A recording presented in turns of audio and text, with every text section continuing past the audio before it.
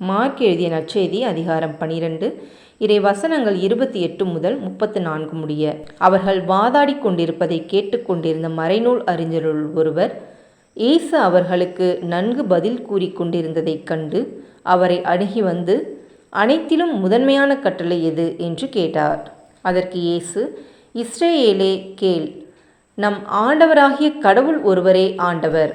உன் முழு இதயத்தோடும் முழு உள்ளத்தோடும் முழு மனத்தோடும் முழு ஆற்றலோடும் உன் ஆண்டவராகிய கடவுளிடம் அன்பு கூர்வாயாக என்பது முதன்மையான கட்டளை. உன் மீது நீ அன்பு கூர்வது போல் உனக்கு அடுத்திருப்பவர் மீதும் அன்பு கூர்வாயாக என்பது இரண்டாவது கட்டளை. இவற்றை விட மேலான கட்டளை வேறு எதுவும் இல்லை என்றார். அதற்கு மறைநூல் அறிஞர் அவரிடம், நன்று போதகரே, கடவுள் ஒருவரே, அவரை தவிர வேறு ஒரு கடவுள் இல்லை என்று நீர் கூறியது உண்மையே.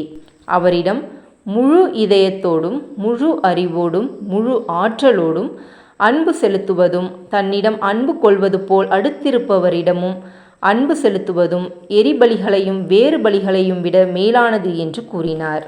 அவர் அறிவுத்திறனோடு பதிலளித்ததைக் கண்ட இயேசு அவரிடம், நீர் இறையாட்சியினின்று தொலையில் இல்லை என்றார். அதன் பின் எவரும் அவரிடம் எதையும் கேட்க துணியவில்லை. இது கிறிஸ்துவின் நற்செய்தி. கிறிஸ்துவே உமக்கு புகழ்.